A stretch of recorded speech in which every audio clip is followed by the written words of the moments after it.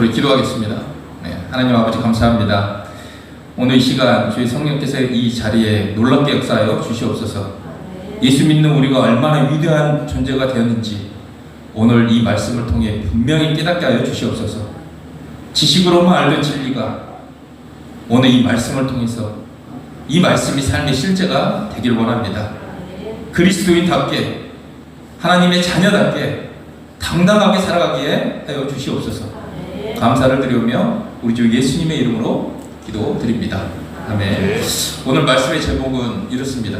한번 읽어볼까요? 살아계신 하나님 임재 앞에 다시 서라. 그리고 부주제는 이렇게 정했습니다. 그리스도인, 당신이 이런 존재입니다. 당신이 이런 존재는 어떤 존재일까요? 오늘 그 말씀을 한번 같이 나눠보기 원합니다. 여러분 혹시 이런 고민 해보신 적 있습니까? 나는 정말 예수님 믿는데 왜 삶은 자꾸 흔들리는 걸까? 정말 흔들리지 않는 상황에서 죽음 앞에서도 정말 당당하고 싶은데 왜 이렇게 흔들리고 좌절할까?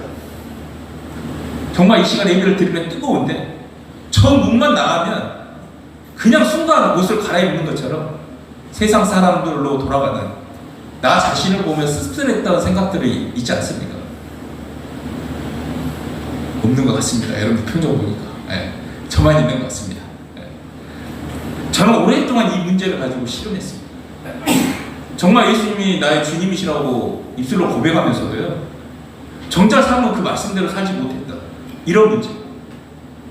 겉으로는 정말 신앙생활 정말 열심히 하는 것 같은데 아무도 보지 않는 은밀한 곳에서는요 또 다른 사람으로 전혀 반대되는 사람으로 살아가는 그런 문제 말입니다. 교회에서는 거룩한 얼굴하고요 집에서는 짜증과 분노를 쏟아내고 직장에서는 세상 사람과 똑같이 계산하며 살아가는 우리의 모습. 이것이 바로 신앙 따로 삶 따로의 문제. 제가 그랬습니다. 저 안 될 것 같죠. 집에 돌아가보니까 아이들의 그런 잘못된 행동 하나 누가 찾아내고 있습니다. 예수 믿는다고 신학교 다녔을 때 그랬어요. 저는 이 문제가 단지 저 한 사람의 문제라고 생각하지 않습니다. 오늘 이 자리에 계신 많은 분들이 이 문제를 가지고 좀 실험했으면 좋겠어요. 실험하고 계십니까? 좀 생각을 좀 했으면 좋겠습니다. 그리고 이것은 단지 의지가 약해서 노력이 부족해서 생긴 문제가 아닙니다. 훨씬 더 근본적인 문제를 가지고 있다는 겁니다. 오늘 저는 이 신앙 따로 삶 따로의 문제가 왜 생겼는지 그리고 어떻게 해결해야 되는지를 우리 여러분과 답을 한번 찾아보길 원합니다. 오늘 본문 말씀이 이렇습니다. 라는 말씀이죠. 이 말씀 언제 가장 많이 해요? 송구영신에 가장 많이 합니다. 한번 읽겠습니다. 시작. 그런즉 누구든지 그리스도 안에 있으면 새로운 피조물이라 이전 것은 지나갔으니 보라 새것이 되었도다. 이 짧은 구절에요 네 가지의 파트가 딱 나옵니다. 그리스도 안에 있으면 두 번째 새로운 피조물이라, 세 번째는 이전 것은 지나갔다, 네 번째는 보라 새것이 되었다. 오늘 이 네 마디가 오늘 말씀의 전부입니다. 여러분 초대교회 성도들 신앙을요 초대교회 신앙을 다 면밀히 사도행전 읽어보면요 참 단순했습니다. 정말 단순했어요. 복잡한 신앙 체계도 수많은 프로그램도 그들은 가지고 있지 않았습니다. 그들에게 딱 두 가지 있었습니다. 예수를 주로 믿는 것과 그리고 성령의 충만함을 누리는 것. 이 두 가지가 그들의 신앙의 전부였고요 그들은 이것으로 충분했습니다. 여러분 예수가 나의 삶의 전체 주인이십니까? 여러분 항상 성령 충만하십니까? 왜 대답 안 하십니까? 이 두 가지밖에 없었다는 겁니다. 여러분 성령 충만하세요, 성령 충만하세요 이렇게 말씀 많이 하지 않습니까? 성령 충만하라고 그러면요 우리가 오해하는 게 있습니다. 무슨 특별한 능력을 새롭게 받거나 신비한 체험처럼 생각하는 게 있습니다. 방언을 말하고 환상을 보고 이게 성령 충만이라고 생각해요. 그러나 그렇지 않습니다. 예수님을 믿는 그 순간 여러분들 이미 여러분들 안에는 모든 것이 이루어진 줄 믿습니까? 성령 충만이라는 건요, 이미 내 안에 이루어진 그 사실을 날마다 다시 확인하며 누리는 것입니다. 뭐라고요? 성령 충만이라는 게 뭐라고요? 이미 내 안에 이루어진 그 사실을 날마다 다시 확인하며 누리는 거예요. 새로운 것을 받는 것이 아니라 이미 받은 것을 실제로 사는 겁니다. 여러분, 그런데 왜 우리는 신앙과 삶이 따로 놀까요? 왜 주일과 월요일이, 또한 예배당과 일터가 왜 이렇게 다른 얼굴로 나눌까요? 그 원인은 딱 하나입니다. 믿음과 영접이 따르기 때문에 그렇습니다. 무슨 말이냐면, 우리는 예수님을 나의 주인으로 믿습니다 하고 입으로 고백하지만 정작 예수님이 내 안에 살아계신다, 이 사실은 실감하지 못하고 살아가는 게 대부분입니다. 믿는다는 것과 영접한다는 것, 이 두 가지가 우리 안에 딱 붙어있지 않다라는 거예요. 여러분, 영접은 한번 기도했다라고, 영접문을 따라 읽었다고 되는 게 아닙니다. 많은 분들이 어리죠? 혹은 전도받았던 그 순간 누군가 따라 읽으세요. 네. 여러분, 나를 위해 대신 예수님을 내 주인으로 믿고 이분을 영접하면 이분이 내 안에 들어오세요. 그러면 구원을 받습니다. 천국에 갑니다. 주의 자녀가 됩니다. 이 문장을 따라 읽었던 기억들이 있을 겁니다. 이게 나쁘다는 게 아니에요. 그것이 진짜 영접이 되려면 그 뒤 문장 뒤에 실제적인 굴복이 있어야 됩니다. 여러분들, 예수님 영접했다는 것은요, 창조주 앞에, 그분의 말씀 앞에, 그분의 절대성 앞에 바로 섰을 때 우리가 할 수 있는 것은 굴복 하나밖에 없는 줄 믿으십니까? 그럼 모셔 드렸잖아요. 함께 사시잖아요. 아멘. 이게 실제입니까? 지식입니까? 실제입니다. 네, 실제가 되길 원합니다. 아멘. 정말 한번 생각해 보세요. 그 부활하신 예수님을 내가 직접 만져보지 못하고는 믿지 않겠다라고 했던 사람입니다. 그런데 정작 부활하신 예수님 앞에 딱 섰을 때 그는 손을 내밀며 만져보지도 못한 채 이렇게 고백합니다. 나의 주님이시여, 나의 하나님이시여. 이 고백이 마음 중심에서 터져 나올 때 그분이 정말 실제로 들어온다는 거예요. 여러분, 우리 시대의 기독교가 이렇게 힘이 없고 흔들리는 이유는 다른 데 있지 않습니다. 예수님이 항상 나와 함께 계신다는 이 놀라운 사실, 내 몸 안에 들어와 계신다는 이 사실이 삶에서 적용이 되지 않기 때문에 그렇습니다. 지식으로만 알고 실제로는 삶을 살지 못합니다. 마치 통장에 엄청난 돈이 들어가 있다는 것을 알고 있지만 한 번도 그 돈을 꺼내 써본 적이 없는 사람처럼 말입니다. 이 신앙 따로 삶 따로의 문제를 가장 분명하게 보여주는 교회가 바로 고린도 교회였습니다. 고린도 교회 1장 12절 말씀에 바울은 이렇게 얘기합니다. 고린도 교회는 분명히 예수를 주로 믿는 교회다, 이렇게 얘기해요. 한번 소문 읽어볼까요? 시작. 고린도에 있는 하나님의 교회 곧 그리스도 예수 안에서 거룩하여지고 성도라 부르심을 받는 자들과 또 각처의 우리의 주 곧 그들과 우리의 주 되신 예수 그리스도의 이름을 부르는 모든 자들에게 이렇게 얘기합니다. 여러분들, 고린도 교회는요, 신앙 고백에 아무 문제가 없었던 교회입니다. 그런데 이 교회 안에 큰 문제가 두 가지 발생합니다.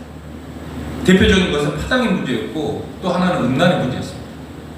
파당의 문제를 한번 보면 고린도전서 1장 12절 말씀이 이렇게 나옵니다. 읽습니다. 시작. 내가 이것을 말하거니와 너희가 각각 이르되 나는 바울에게, 나는 아볼로에게, 나는 게바에게, 나는 그리스도에게 속한 자라 한다는 것이니. 교회 안에 이렇다는 거예요. 나는 쉽게 말해서 목사님 파다, 나는 장로님 파다, 나는 사모님 파다, 나는 그건 아니야, 난 다 그리스도인이야, 그리스도인 파야. 이렇게 하면 이 고린도 교회 안에서 갈라졌다는 거예요. 같은 예수를 주라고 믿는다고 고백하면서 서로 편을 가누고 다투었던 겁니다. 그리고 음란의 문제는 더 심각했습니다. 고린도 교회 도시 자체가 항구 쪽에 있어서 아포로트의 신전을 중심으로 한 음행 문화가 만연했던 것입니다. 그 도시의 문화가 그대로 교회 안에 들어옵니다.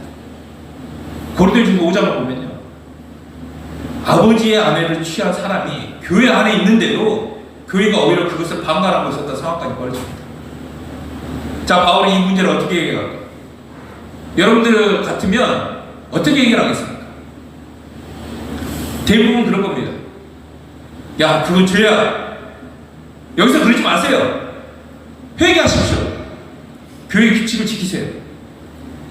당신 이런 교회 나가세요. 이렇게 훈계와 명령, 규칙으로 문제를 사무를 했을 겁니다. 그런데 놀랍게도 바울은요, 훈계나 규칙으로 이 문제를 풀지 않습니다. 대신 그는 이미 이루어진 사실을 깨닫게 해줍니다. 다시 말해, 너희 몸이 성령이 거하시는 하나님의 성전인 줄 모르느냐? 라고 말하며 다시 영접을 하게 시켜줍니다. 고린도전서 6장 18절에서 19절 말씀입니다. 읽습니다. 시작. 음행을 피하라. 사람이 범하는 죄마다 몸 밖에 있거니와 음행하는 자는 자기 몸에게 죄를 범하느니라. 너희 몸은 너희가 하나님께로부터 받은 바 너희 가운데 계신 성령의 전인 줄을 알지 못하느냐라고 얘기합니다. 바울이 이렇게 해라 저렇게 해라 명령하기 전에 너희가 누군지 다시 한번 보라라고 말씀하시는 거예요. 이게 너무나 중요합니다. 여러분, 행위를 고치라고 명령하는 것과 정체성을 다시 보여주는 것은 전혀 다른 문제입니다. 생각해 보세요. 어떤 사람에게 쓰레기를 아무데나 버리지 마세요라고 100번 말하는 것보다 어때요? 그 사람에게 이 집이 네 집이야, 네 건물이야 라고 하면 여러분들 쓰레기 버리겠습니까? 그것을 깨닫게 해주는 거예요. 어느 쪽이 더 근본적인 변화를 가져올까요? 자기 집 거실에 쓰레기를 함부로 버리는 사람은 없습니다. 그것이 자기 소유라는 것을 알기 때문입니다. 이처럼 우리 몸이 성전이라는 정체성이 회복될 때 여러분, 음행의 문제, 술, 담배의 문제, 마약의 문제, 이런 것은 다 끊어진다는 사실이에요. 또 고린도전서 12장 12절을 보면 이렇게 얘기합니다. 몸은 하나인데 많은 지체가 있고 몸의 지체가 많으나 한 몸인과 같이 그리스도도 그러하니라. 뭔 말입니까? 예수님의 머리시고 여러분들 각 지체는 한 몸이라는 거예요. 각자가 아니라는 겁니다. 이 말씀을 통해 몸의 연합을 가르치며 파당의 문제를 풀어가십니다. 여러분, 우리 몸에서 손과 발이 서로 싸웁니까? 싸우지 않지 않습니까? 우리가 그리스도 한 몸이라고 깨달아지는 순간 파당은요 사라진다는 거예요. 나 혼자 안 해도 괜찮겠지. 이 생각이 이 교회의 몸된, 그리스도의 몸된 교회를 자유하는 거예요. 결국 핵심이 이거죠. 주님이 내 안에 들어오셨다는 이 사실 하나면 모든 승부수를 끝나는 겁니다. 여러분들 안에 말씀으로 창조하시는 하나님이 여러분들 함께 사시는 거예요. 모셔드렸다면요, 여러분들의 몸은요 성전이라는 거예요. 이 교회에서 와가지고 연애 짓거리를 할 수 있겠습니까? 이 교회 와가지고 게임을 할 수 있겠습니까? 이 교회 와가지고 담배나 술을 먹겠습니까? 성전이라는 것을 알게 되면요 다 끊어진다는 거예요. 여러분이 그 성전이라는 거예요. 여러분, 초대교회는요 믿음과 영접과 동행이 하나였습니다. 예수를 믿는다는 것은요 그 주님이 내 안에 들어오시는 것이고 그것은 그 그분과 동행하는 삶으로 이어졌습니다. 이 세 가지가요 딱 한 몸처럼 움직였어요. 그런데 언젠가부터 우리는 이 셋을 따로따로 나누어 생각하게 되었습니다. 믿음은 믿음대로, 영접은 영접대로, 동행은 동행대로 하나였던 것이 세 개의 다른 단계로 전락되어 버렸습니다. 대부분 이렇게 합니다. 저는 예수 믿습니다. 그런데 영접이 언제인지 모르겠습니다. 동행은요? 글쎄요. 언제 함께 했는지도 모르겠습니다. 아직 이 단계는 아닌 것 같아요. 이런 식으로 우리의 신앙의 단계를 나눈다는 거예요. 그리고 그 사이의 간격이 벌어진다는 거예요. 저는 이것이 마귀가 이 시대 교회를 무력화시키는 전략이라고 생각합니다. 하나로 붙어 있어야 될 것을 갈라놓는다. 이것이 마귀의 방식입니다. 바울이 이 연합의 비밀을 다메섹 동상에서 정확히 깨달았습니다. 부활하신 주님이 그에게 사울아 사울아 너가 어찌하여 나를 핍박하느냐 이렇게 물으셨을 때 바울은 예수 믿는 사람 박해한 거지 예수님을 박해한 게 아니었습니다. 그런데 바울은 알아졌습니다. 예수 믿는 사람 박해하는 것이 곧 예수님을 박해하는 것이다. 여러분, 예수 믿는 사람 안에 주님이 실제로 연합되어 계신다는 사실, 이것을 깨닫는 순간이었습니다. 바울은요, 스데반이 딱 죽었을 때 그 자리에 있었고요. 예수 믿는 사람들을 잡아다가요, 가두려고 혈안 여행을 눈바짝 키우면서 잡으려다겠다 사는 겁니다. 그런데 그가 받겠던 대상이 단지 예수 믿는다고 주장하는 사람들이 아니라 그들 안에 실제로 살아계시는 예수님을 자기가 그랬다는 그 자신을 깨달았을 때 바울은 전 세계를 뒤집는 가치관의 혼란이 생겼습니다. 교회는 지난 세월 양적으로 엄청나게 성장했습니다. 건물이 커졌고요. 사람 많아졌습니다. 그리고 교회 안에 프로그램들이 다양해졌습니다. 그러나 질적으로는 자꾸만 무너져 갔습니다. 왜 그럴까요? 예수 믿을 때 이루어진 그 영적이 실제가 아니기 때문에 그렇습니다. 지식으로만 아는 신앙, 임재도 지식, 영적도 지식으로만 남아있는 그 신앙이 되어버렸다는 사실입니다. 사랑하는 여러분, 예수님의 십자가와 부활은요, 관념이 아니라 실제적인 사건입니다. 십자가에서요, 나와 계신 죽으신 게 실제였고요, 빈 무덤이 실제였고, 제자들이 만난 부활하신 그 몸도 실제였습니다. 그렇게 그분의 모든 말씀이 실제이고, 영접도 실제인 줄 믿으십니까? 세상 끝날 때까지 내가 너와 함께 있으리라. 이게 실제라는. 여러분들 가슴에 예수의 심장 소리가 들리십니까? 들리셔야 돼요. 나와 함께 사신다. 관념으로 믿는 신앙과 실제로 믿고 사는 신앙은요, 하늘과 땅 차이입니다. 여러분, 예수 믿는 사람에게 두 가지 종류가 있습니다. 그냥 예수 믿는 사람과 예수 믿는 것이 얼마나 대단한 일인가 아는 사람. 나는 어디에 속한 사람입니까? 다 예수 믿는 사람으로 생각하고 있으면 큰일 납니다. 예수 믿는 것이 얼마나 대단한 일인지 알았으면 좋겠습니다. 우리가 예수 믿는다는 것, 그것은 단순히요, 예수님 때문에 구원받았다, 이 정도의 사건이 아닙니다. 그것은 상상할 수 없는 대반전의 역사입니다. 에베소서 3장 9절에 말하는 하나님의 비밀이 바로 이겁니다. 하나님이 내 몸 안에 들어오셨다. 내가 하나님의 성전이 되었다는 게 하나님의 비밀이라는, 창조주가 피조물 안에 거하신다는 것. 이것이야말로 인류 역사상 가장 놀라운 사건 아닙니까? 그래서 바울이 에베소 교회로 기도할 때요, 그 기도의 제목이 뭔지 아십니까? 에베소 1장 18절에서 19절에 이렇게 얘기합니다. 시작. 너희 마음의 눈이 밝히사 그의 부르심의 소망이 무엇이며 성도 안에서 그 기업의 영광의 풍성함이 무엇이며 그의 힘의 강력으로 역사하심에 따라 믿는 우리에게 베푸신 능력의 지극히 크심이 어떠한 것을 너희로 알게 하시기를 구하노라라고 얘기하고 있습니다. 바울은요, 새 것을 달라라고 기도하지 않았습니다. 이미 너희 안에 이루어진 이 사실, 그 능력이 얼마나 큰지를 알게 해달라고 기도했습니다. 제가 여러분들을 위해서 기도하는 게 이겁니다. 얼마나 크신 분이 함께 사시는지, 얼마나 능력이 계신 분이 내 질그릇 안에 계시기를 알기 원한다고 저는 기도하고 있습니다. 그리고 20절에 뭐라고 얘기하시는지 아십니까? 읽습니다. 시작. 그의 능력이 그리스도 안에서 역사하사 죽은 자들 가운데에서 다시 살리시고 하늘에서 자기 우편에 앉히사. 그 능력이 다름 아닌 예수님을 죽은 자 가운데에서 살리신 바로 그 성령의 능력이라고 말씀하고 계신다는 겁니다. 죽음을 이긴 그 힘이 지금 여러분 안에 계신다는 거예요. 그러면 예수 믿을 때 우리에게 실제로 어떤 일이 일어날까? 오늘 6가지로 한번 살펴보겠습니다.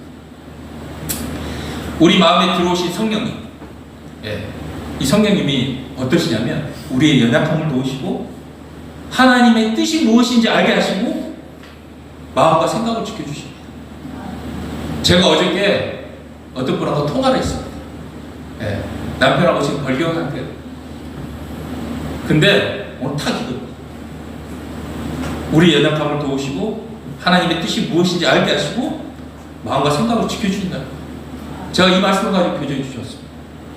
여러분, 죄를 이기는 방법보다 더 중요한 게 있습니다. 바로 죄를 이길 수 있는 확신입니다. 많은 분들이요, 죄와 싸울 때요, 야, 오늘 이 방법으로, 내일은 저 방법으로 온갖 노하우를 찾아 헤맵니다. 그러나 방법론 이전에 필요한 것이 뭐냐면 확신입니다. 나는 죄를 이길 수 있다. 난 넘어지지 않을 수 있다.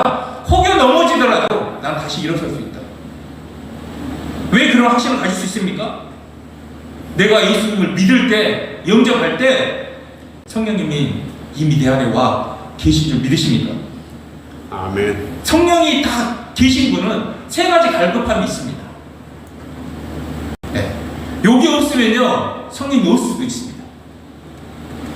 첫 번째, 성령 다 계시면요, 예수 그리스도를 알고자 하는 갈급함이 생깁니다. 아, 예수가 어떤 분이시다. 예수님을 안다는 것은요, 내가 하나님을 알아간다. 그리고 예수 그리스도를 닮아가는 삶을 살아간다는 겁니다. 내 마음대로 살았다면요, 예수님 닮아가는 삶을 살아갑니다. 용서를 몇 번 해야 됩니까? 7번에 70번까지. 70번을 7번까지. 용서하는 거. 닮아가는 거. 그리고 예수 그리스도를 섬기고자 하는 갈급함이 생깁니다. 예수님이 이 땅에 오신 목적이 뭡니까? 우리를 섬기러 오지 않았습니까? 우리 또한 성령이 계시다면 예수 그리스도의 그 섬김의 삶을 따라간다는 거예요. 이것은 훈련으로 만들어진 게 아닙니다. 정말 예수님이 딱 들어오셔야지, 성령이 내 안에 계셔야지만이 생겨나는 갈급함입니다. 내 안에 이 3가지가 없다. 이러면 안 되는 거죠. 그렇죠? 아무리 의지를 가지고 결심을 해도 생기지 않던 그 갈급함이 성령님이 내 안에 실제로 계심을 깨닫는 순간 이것은 자연스럽게 솟아나는 하나님의 능력이라는 거예요. 두 번째, 예수 그리스도와 연합입니다. 요한일서 5장 4절 말씀 이렇게 얘기합니다. 읽습니다. 시작. 하나님께서로부터 난 자마다 세상을 이기느니라. 세상을 이긴 승리는 이것이니 우리의 믿음이니라. 여러분, 세상을 이기는 믿음이란 세상을 이기신 예수님이 지금 내 안에 살아계신다는 것을 믿는 믿음이라. 어떤 믿음이라고요? 세상을 이기신 예수님이 내 안에 살아계신다는 것을 믿는 믿음. 이 믿음을 가진 사람만이 세상을 이깁니다. 이 믿음이 없으면 세상과 타협하고요, 세상 앞에 무릎을 꿇습니다. 우리가 세상과 투쟁해서 싸워 이기는 것이 아닙니다. 이미 세상을 이기신 그분이 내 안에 계시기에 우리도 그 승리 안에 참여합니다. 마침 이미 우승한 팀의 일원이 되는 겁니다. 우리가 승리를 만들어내야 되는 것이 아니라 이미 확보된 승리 안으로 들어가는 거예요. 세 번째, 예수 믿을 때 일어나는 상상할 수 없는 대반전. 세 번째, 다 가진 자가 되는 겁니다. 우리 고린도후서 6장 10절 말씀, 바울은 이렇게 고백합니다. 시작. 근심하는 자 같으나 항상 기뻐하고 가난한 자 같으나 많은 사람을 부유하게 하고 아무것도 없는 자 같으나 모든 것을 가진 자로다. 바울이 이 고백을 한 배경이 옥에 갇히고 파산을 당하고 굶주리고 헐벗은 사람이 되어버렸습니다. 정말 남부럽지 않았던, 정말 율법 중에 율법, 그 가문에서 태어난 로마의 식민권을 가졌던 그 사람이, 그가 이제는 세상 기준으로는 아무것도 가진 것이 없는 사람이 되었습니다. 재산도 없고 안전된 자리도 없고 몸은 고단하고 상이 있었습니다. 그런데 왜 바울은 이렇게 다 가졌다라고 고백합니까?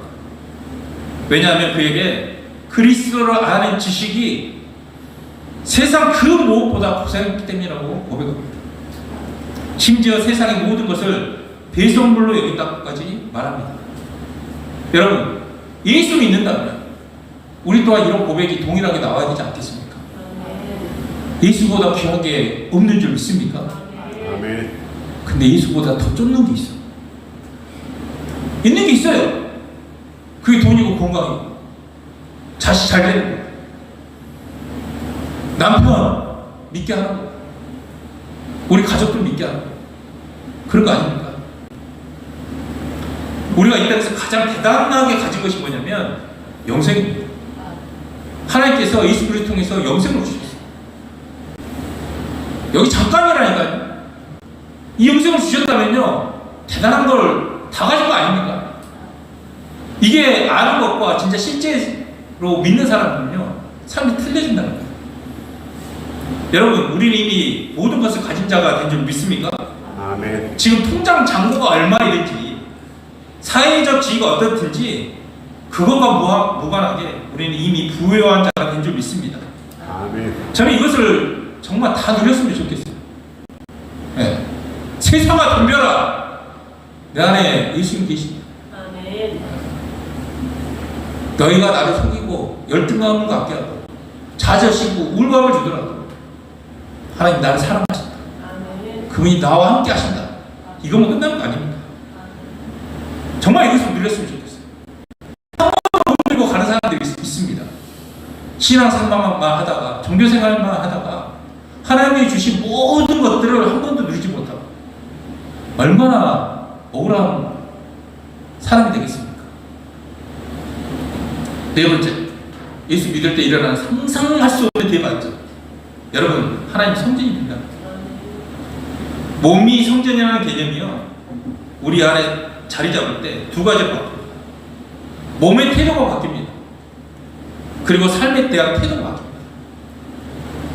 여러분, 이 몸이요, 저는 대형교회입니다. 예. 왜일까요? 여러분들보다 더 크고 뚱뚱하니까 성전이 크지 않습니까? 예. 제일 날씬한 소형교회가 우리 해외인 것 같아요. 이 성전이라고 딱 실감이 될 때 여러분, 음행이 저절로 끊어져요. 억지로 참는 것이 아니라 성전에 함부로 오물을 던져놓지 않는 것처럼 자연스럽게 거룩하게 지키게 된다는 거예요. 그러면 우리가 살아가는 삶 전체가 예배가 될 줄 믿습니까? 아멘. 여러분, 17세기 프랑스 로렌스 형제라는 수도사가 있었습니다. 예. 하나님의 임재 연습을 한번 읽어보시면 좋을 것 같아요. 요만한 책이에요. 예. 나 이번 주 읽겠다 그러면 제가 책 빌려드릴게요. 예. 요만한 건데, 그는 원래 군인이었다가 다리를 다쳐 은퇴한 후에 수도원에 들어갔습니다. 신학 공부를 많이 한 사람도 아니었고 맡겨진 일도 대단한 게 아니었습니다. 그의 자녀는 수도원 부엌 한 구석이었습니다. 그는 늘 냄비를 닦고 채소를 다듬고 설거지하는 게 그의 평생의 일이었습니다. 그런데 훗날 그와 대화를 나눴던 사람들의 기록을 보면 그는 이런 고백을 합니다. 부엌에서 냄비와 후라이팬 사이를 오가며 설거지할 때도 성창대 앞에 무릎 꿇고 있을 때만큼이나 하나님의 임재를 생생하게 느꼈다는 겁니다. 그에게 기도 시간과 부엌 일이 분리된 두 영역이 아니었습니다. 오히려 그는 이렇게 말했다고 전해집니다. 정해진 기도 시간이 되어야만 하나님께 나아가는 것이 아니라 부엌에서 일하는 그 순간에도 마치 성찬을 받은 것처럼 하나님과 함께 있다라는 것을 붙잡으려고 노력했다라고 고백합니다. 그는 위대한 일을 해서가 아니라 작은 일, 달걀 하나 뒤집는 것, 냄비 바닥 닦는 것, 이것을 하나님을 향한 사랑으로 했기 때문에 그 모든 순간이 예배가 되었다라고 고백합니다. 여러분들이 공부하는 것, 직장에서 일하는 것, 밥을 먹고 자는 것, 그 모든 것이 성전된 몸으로 드리는 예배가 되는 거예요. 주일에 예배당에만 드리는 예배가 아니라 월요일부터 회사 회의실에서, 화요일 부엌에서, 또한 수요일 교회에서 이렇게 이어지는 예배라는 것입니다. 여러분, 예수 믿을 때 일어나는 상상할 수 없는 반전. 다섯 번째는 새로운 마음과 새로운 본능을 가진 존재가 되어졌다는 겁니다. 예수를 믿는 순간 우리 안에 새 마음, 새 영을 부어주십니다. 어떤 마음이냐? 하나님의 법을 즐거워하는 마음. 순종이 기쁨이 되는 마음이 생긴다는 거예요. 물론 우리 안에 죄성은 여전히 남아있습니다. 이거는 죽을 때까지, 우리가 육체 벗고 죽을 때까지 남아있습니다. 예수 믿어도 죄를 짓습니다. 저는 안 짓겠습니까? 겁나 많이 짓습니다. 겁나 많이 짓죠. 행위로는 안 짓겠죠. 누가 보고 있으니까. 마음은 엄청 짓습니다. 판단하고 정죄하고 이놈 짓다 마음에서 겁나게 죄를 짓습니다. 이거는 부인할 수 없는 현실입니다. 그러나 그 죄성을 다시 다스리시는 성령님이 내 안에 계신다. 로마서 7장 22절 보면 내 속으로는 하나님의 법을 즐거워하되, 이 고백이 우리의 고백이 될 것입니다. 바울조차 7장에서 자기 안의 갈등을 솔직하게 고백합니다. 원하는 선을 행하지 않고 원하지 않던 악을 행한다라고 고백합니다. 바울이, 이렇게 믿음에 있는 바울이 이런 고백을 하지 않습니까? 이 고백 안 하면 가짜예요. 저는 목사님은 하나도 믿지 않습니다. 가짜입니다. 그러나 그는 절망하지 않고 여기서 끝나지 않습니다. 8장으로 넘어가면서 그리스도 예수 안에 있는 자에게는 결코 정죄함이 없나니 라고 선포합니다. 이번 주에 명훈이가 이 말씀까지 관심을 썼어요. 저랑 성령께서 코드를 주시는 것 같습니다. 우리 안에 새로운 본능은 완벽하지 않지만 분명히 하나님께 향해 있다는 거예요. 이것을 민감하게 여러분들이 터치를 해주셔야 된다. 예수 믿을 때 일어나는 상상할 수 없는 대반전 마지막. 공동체의 이론으로 다시 태어났다는 거예요. 예수를 믿는 순간 이제 혼자가 아니라 공동체의 이론으로 다시 태어났다는 거예요. 이 한사람 교회 공동체, 주님의 몸동의 교회 한 식구로 태어났다는 거예요. 여러분, 혼자 하는 신앙, 나달 신앙은요 절대 뜨거움이 지속되지 않습니다. 밭에 떨어진 나달 하나가 혼자 있으면 새들에게 그냥 먹히지 않습니다. 말라 죽거나. 그러나 나달이 함께 있으면요 서로를 보호해주고 함께 자랍니다. 신앙의 지속성은요 공동체와 함께 할 때 유지가 된다는 거예요. 그래서 우리가 함께 모여서 이 시간 예배를 드리고요, 서로 삶을 나누고요, 함께 신앙을 세워가는 거예요. 혼자서 신앙생활 잘해보겠다는 생각은 매우 위험한 생각입니다. 초대교회 성도들이 날마다 함께 모였던 것이 바로 이 때문입니다. 혼자 숨겨야겠다 이러면요 누가 확 두세 명이 와서 유혹하면요 그냥 넘어집니다. 그냥 배교해요. 그러나 우리 모두 함께 있을 때요 누가 오더라도 총칼을 가지고 들어오더라도 여러분들 함께 순교의 길로 갈 줄 믿습니까? 아멘. 자기 혼자 살겠다고 도망갈 사람이 있겠습니까? 함께 죽지. 함께하는 신앙인데 그렇지 않겠어요? 그럼 우리가 이렇게 위대한 존재가 됐는데 왜 여전히 빌빌거리면서 살아가냐는 거예요. 이유는 하나입니다. 오늘 꼭 기억하시고 내가 어떤 존재가 되었는지를 꼭 아시고 이거를 모르기 때문에 여전히 빌빌거리면서 살아간다.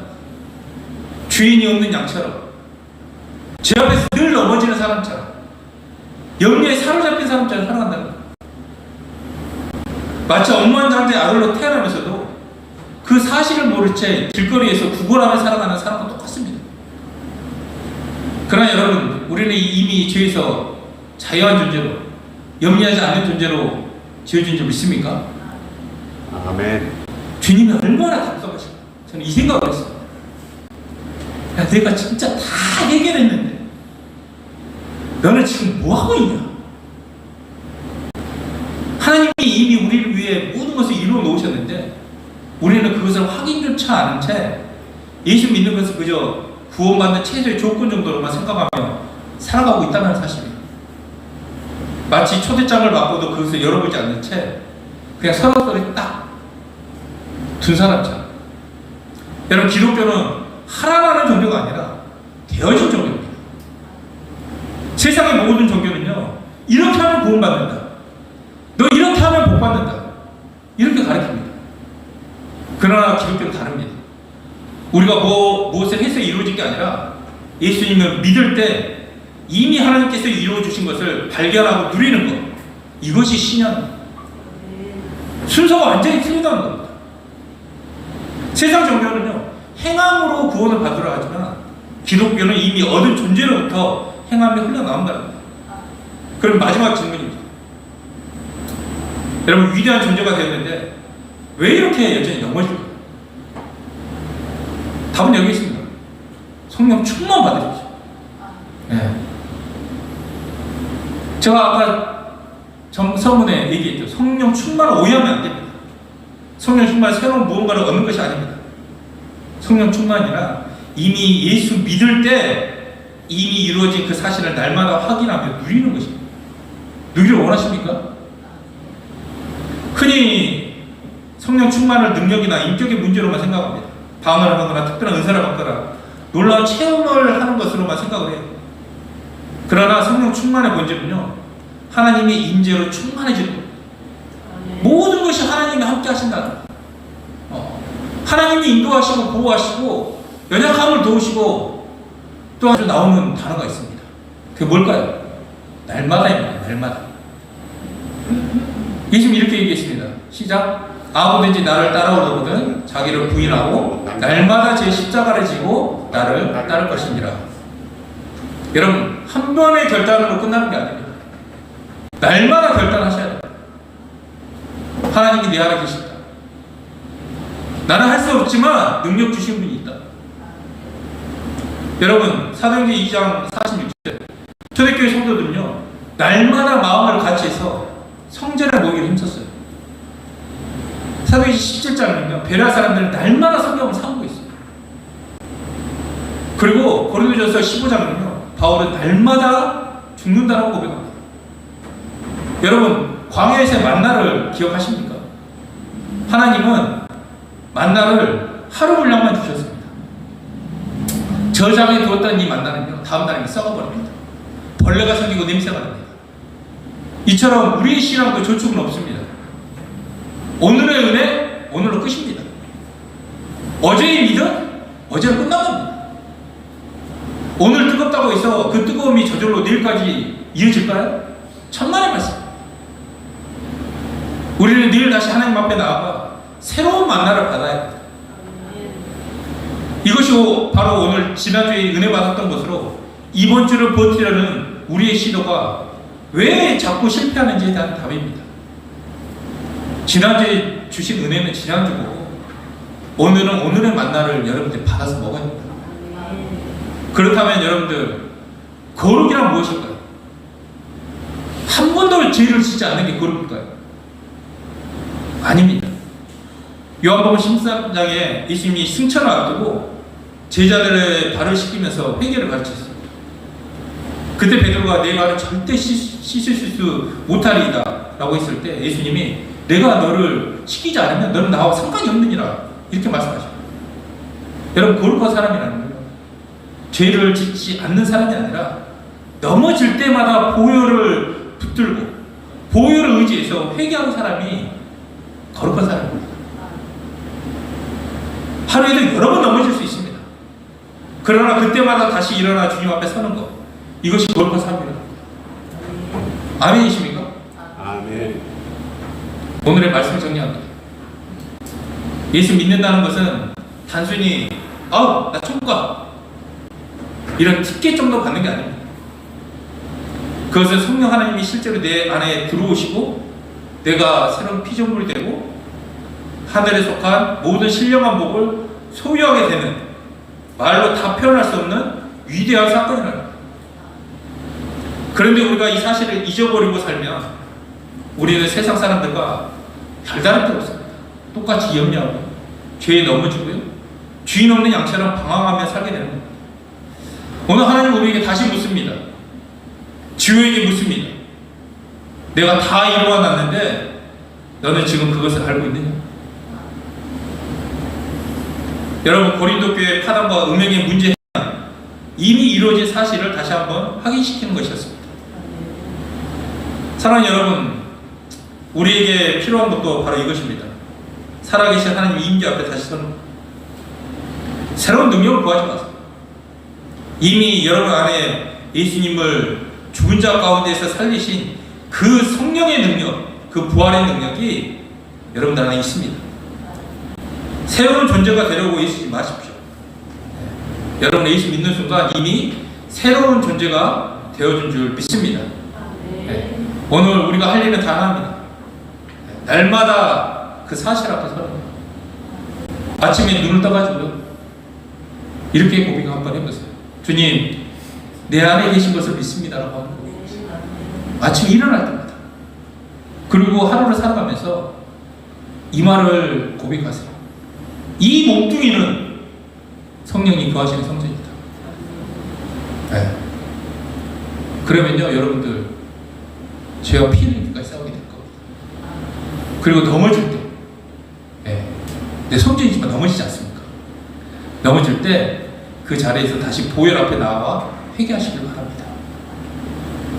이 날마다의 걸음이 쌓여 여러분은 정말 예수 믿는 것이 얼마나 위대한 일인지 삶으로 증명하는 그런 그리스도인이 될 줄 믿습니다. 아멘. 네. 이 자리에 앉아 계신 분들이 오늘부터 다시 시작하는 은혜가 있었으면 좋겠어요. 네. 진짜 함께 하신다는 이 실제를 믿으면서, 네. 지난 세월 얼마나 넘어졌든, 네. 내가 죄를 지었든 그 지금 이 자리에서 일어나서 살아계신 하나님 임재 앞에 다시 서는 저와 여러분이 되길 축원합니다. 아멘. 아멘. 아멘. 그리고 우리 그런 공동체, 주님의 몸된 교회들을 함께 서가길 원합니다. 아멘. 아멘. 우리 기도하겠습니다. 아버지 하나님 감사합니다. 우리 몸이 하나님의 성전임을 믿습니다. 이 몸으로 함부로 죄 지었던 시간들을 용서하여 주시옵소서. 이 시간 우리 마음에 회개의 영을 부어 주시옵소서. 우리가 이미 얼마나 거룩한 존재가 되었는지, 얼마나 위대한 존재가 되었는지, 얼마나 위대하게 지음받았는지를 날마다 새롭게 깨닫게 하시고 그 임재 안에서 살아가게 하여 주시옵소서. 예수님 이름으로 기도드립니다. 아멘. 아멘.